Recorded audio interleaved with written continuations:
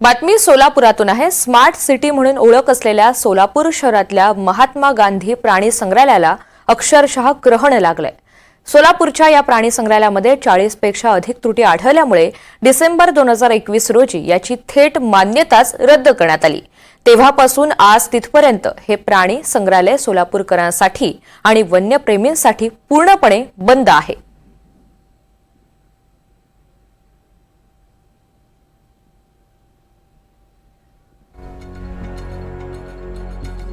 सोलापुरातील प्राणी संग्रहालयामध्ये साधारणतः 3 ते 4 वर्षापासून जे हे प्राणी संग्रहालय आहे हे प्रेक्षकांसाठी प्राणीप्रेमींसाठी जे आहे ज्यांना प्राणी पाहायची इच्छा आहे त्यांच्यासाठी बंद केलेलं आहे। त्याच्या पाठीमागे कारण देखील तशाच साधारणतः केंद्र शासनाने जे आहे त्या 54 त्रुटीचा जो अहवाल आहे तो सोलापूर महानगरपालिकेच्या प्राणी संग्रहालयाला दिला आहे। 54 वेगवेगळ्या त्रुटी आहेत।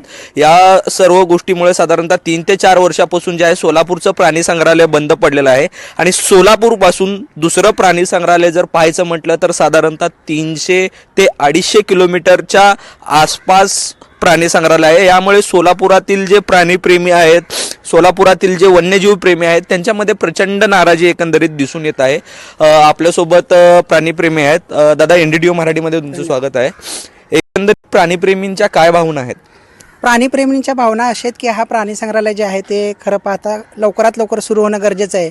मान्यता जी काढून घेतलेली आहे ते मान्यता काढून घेण्यामुळेच हे बंद झालं आहे।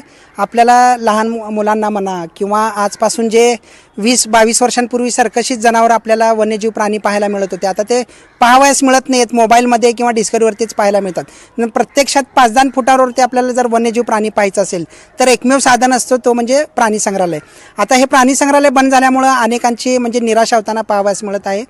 त्यामुळं लवकरात लवकर हे प्राणी संग्रहालय चालू होणं गरजेचं आहे। जे महत्त्वाचे जे 3 त्रुटी होते जे केंद्रीय झू प्राधिकरणाने काढून जी मान्यता काढून घेतली त्या 3 त्रुटी जे आहेत ते खरं तर महानगरपालिका किंवा प्रशासनाने लवकरात लवकर पूर्ण करणं गरजेचं आहे। त्यासाठी मला तर वाटतं की सोलापूरचे जे खासदार आहेत प्रणिती शिंदे यांनी त्यासाठी पाठपुरावा करणं गरजेचं आहे। तेव्हा जाऊन कुठंतरी आपल्याला हे प्राणी संग्रहालय चालवण्यासाठीची मान्यता मिळू शकते। अगदीच एकंदरीत सोलापुरातील जे प्राणीप्रेमी आहेत, जे पर्यावरणप्रेमी आहेत त्यांची नाराजी, त्यांची निराशा जी आहे एकंदरीत दिसून येते आणि प्रशासनाकडून राजकीय नेत्यांकडून या सर्व गोष्टीचा विचार व्हावा अशी देखील मांडणी जी आहे सोलापुरातील प्राणीप्रेमी यांच्याकडून करण्यात येत आहे।